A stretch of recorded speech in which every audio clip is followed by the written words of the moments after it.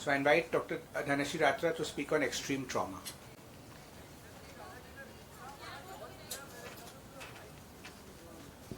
Thank you. I thank Dr. Darius for this kind invitation. And can I have my slides, please? Yeah. So I'm going to talk to you about demystifying vitreoretinal surgery in extreme cases of trauma. No financial disclosures.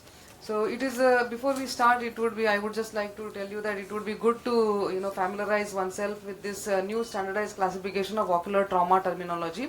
So the advantage of this is that it gives a uniform classification of trauma, so you can compare cases and also can analyze the cases well, prognosticate them well. So I would not go into the details, that will be out of the purview of the talk. So before we even do a primary repair for a traumatized globe, we need to look at three things. Look at the vital signs, any associated bony injuries or any associated grievous injuries.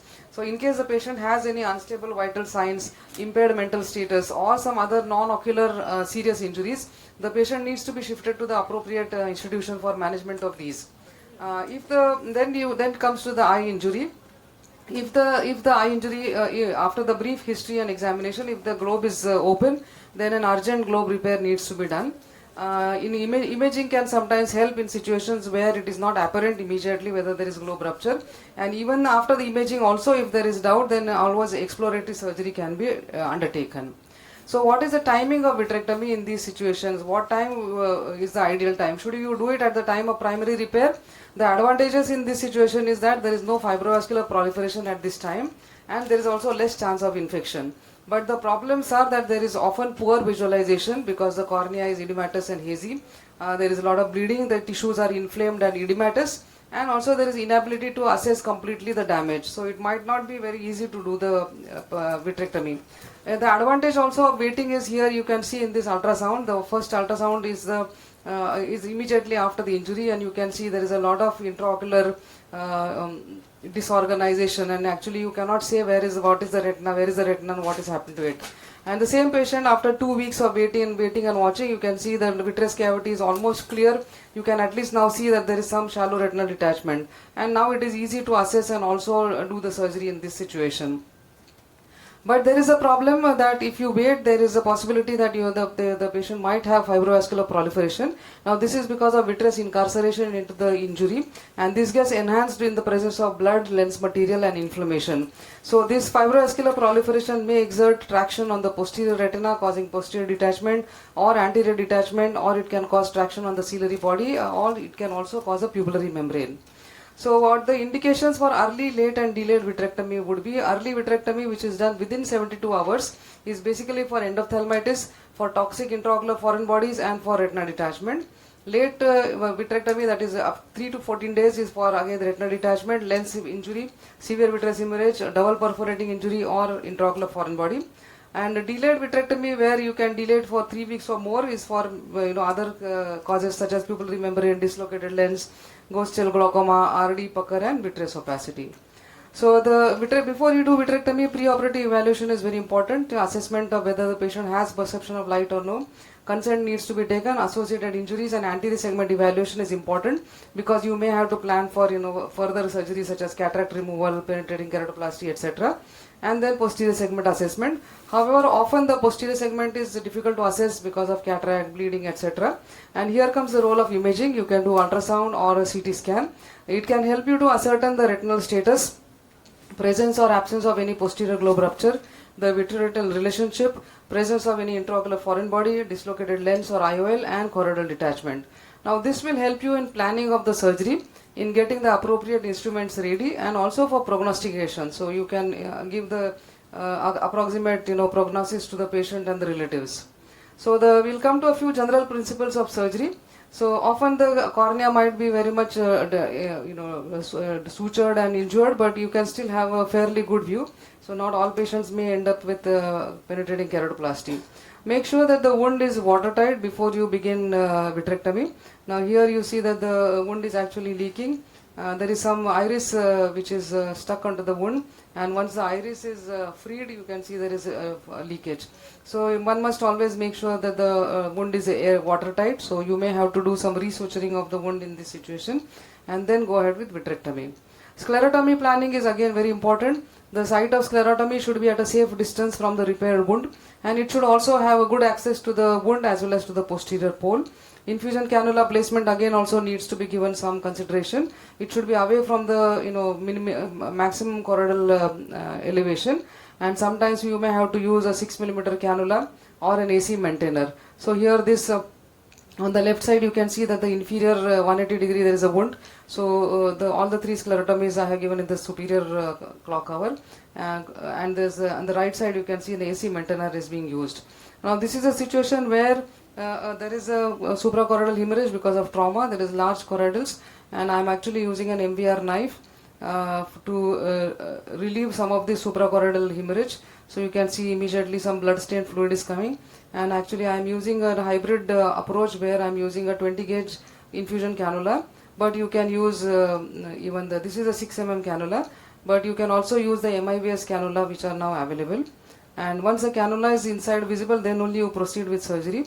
And you can see sometimes there is so much of disorganization inside the eye that it is absolutely difficult to even make out which is retina and which is vitreous and what membranes are these. So even a fourth port was done and chandelier light was placed, and this very carefully the dissection was done, and you can see at the end of nearly some 2 hours retina was settled, you can see here. So you may have to spend a lot of time in dissection. Okay, so posterior vitreous detachment is very important. This is an important step because and it is recommended for all surgeries, because any residual vitreous left on the retina can contract and can cause fibrous proliferation. So it is important that you do this PVD induction and also remove all the cortical vitreous. It might be difficult in young children and also in the presence of retinal detachment, vitreous hemorrhage, or situations where these kind of retina is totally crumpled. But it has to be, I think you have to spend time and do it. There are also situations where you may have vitreous or retinal incarceration in the wound. In case of vitreous incarceration, it is advisable that you do not pull the vitreous plug from the wound and leave it there so that the wound gets plugged, and just trim around it, and if necessary you can do some laser. For retinal incarceration also, if it is just a mild incarceration with no retinal detachment, then you can simply laser around it. You may have to support it with some buckle or something from outside. In cases of very severe incarceration where there is a big pucker and the retinal detachment, you may have to cut the retina around the incarcerated side. Some people also advise cutting the choroid in that area, and then you may have to do laser and silicone oil tamponade. Intraocular foreign bodies are again an important part of extreme trauma. About 18% of posterior segment trauma can have intraocular foreign body. Imaging is very vital because you need to know the location of the foreign body. Reactive foreign bodies such as iron and copper are again dangerous because they can lead to retinal changes such as siderosis and chalcosis and eventually degeneration. Non-reactive foreign bodies such as glass and plastic can be left behind if they are not causing much damage. And vegetative matter can lead to infection, so again we need to remove these foreign bodies.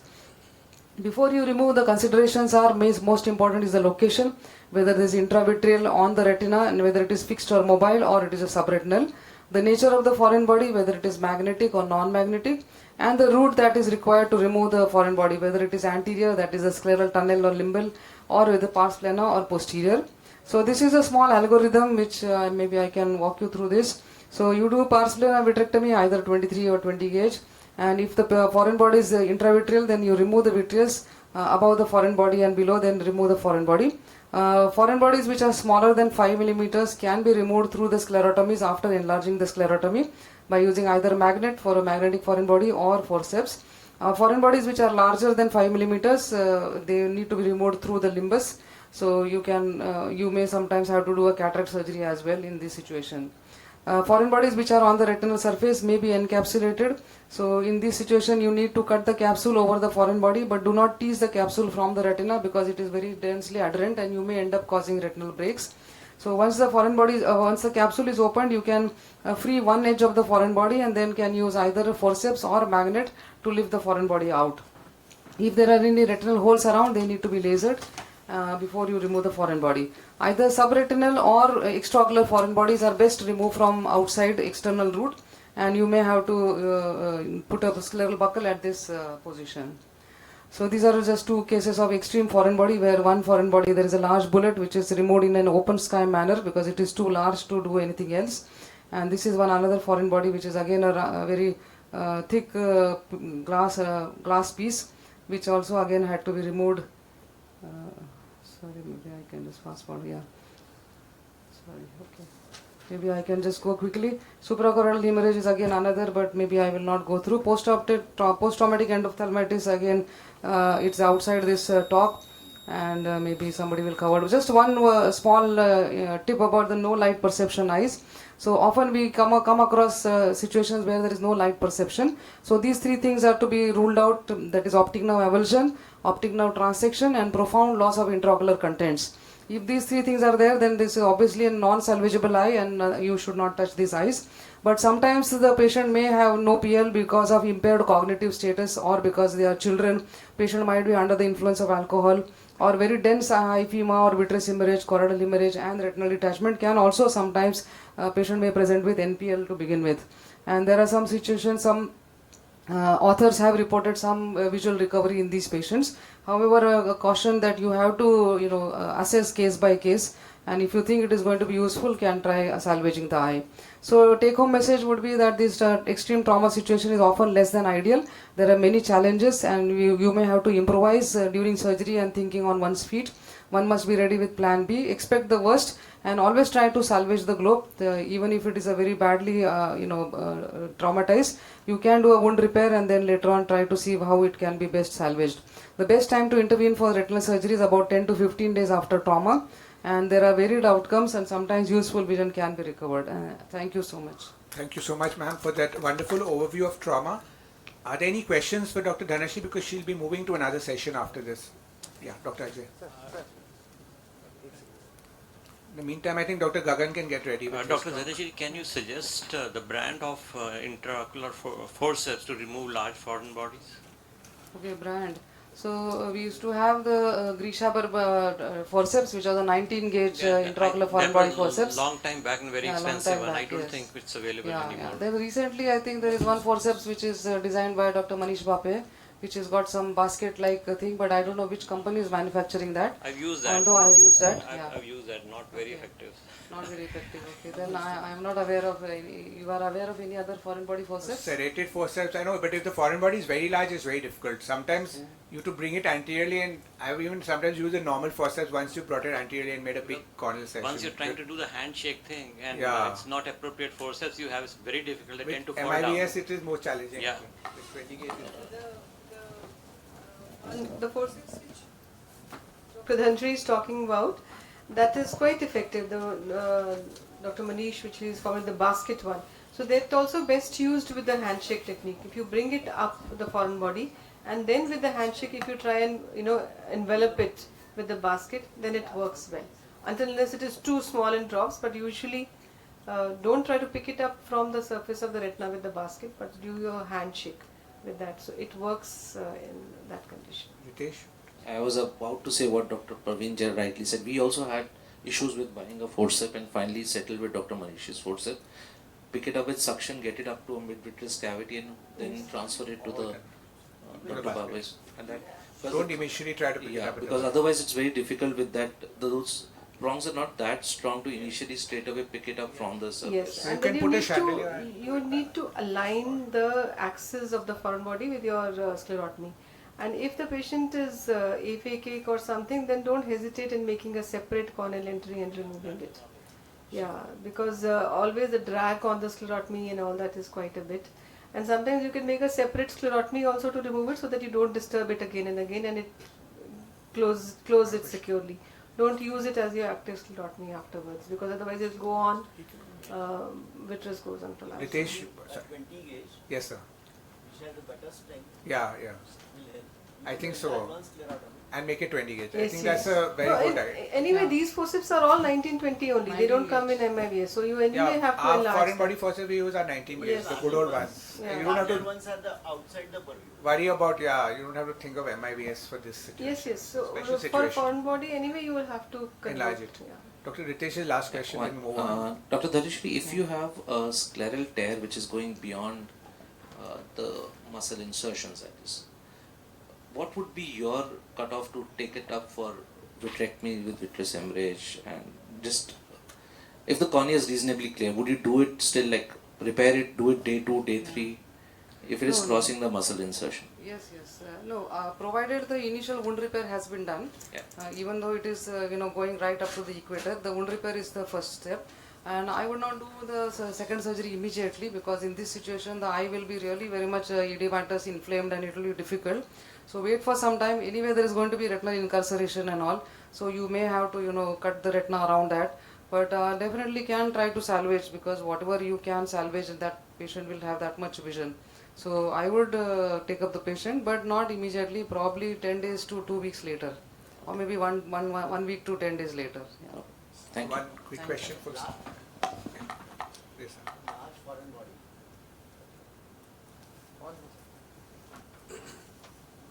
Large foreign body, Yes. what matters is whether the foreign body is just impacted there. What happens is that the large foreign body seals the wound. I had had one case where it was actually extending right up to the length of the wound. So we could remove that foreign body, but what I did not realize was that the scleral tear was going much beyond the insertion of the muscle. It could be repaired, vitrectomy, a buccal, radial buccal, and the patient had 624 vision within 10 days. If it is an impacted foreign body, it is impacted in the sclera. Most of it is outside the eye, and if it is a non-reactive foreign body, then I think it can be left behind, No, because removal of the foreign body will cause more trauma to the eye than leaving it. This was a steel fabricator working. So then so now we move on. Thank you. Thank you so much, ma'am. Thank you. We had an excellent